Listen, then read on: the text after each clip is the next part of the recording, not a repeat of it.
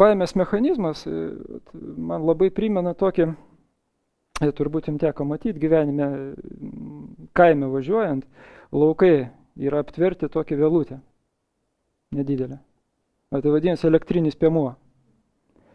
Tai tokia, kas nežino, trumpai galiu pasakyti, tai yra tokia viela metalinė, kuria yra paleidžiama tokia nedidelė elektros srovė.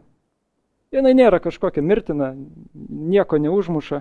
Jinai skirta tam, kad gyvuliai, kurie ganosi tam aptvare, jie neišeitų.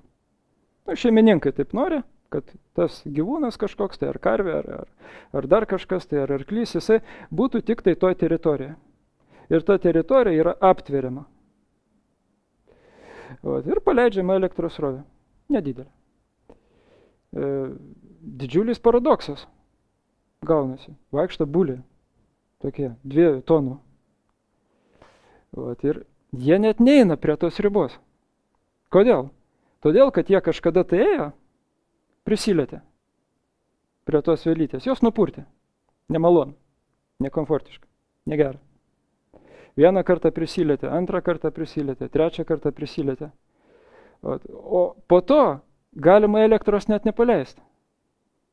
Tai yra tie jaučiai, didžiuliai, stiprus, kurie eitų ir nueitų su visa šita vėla.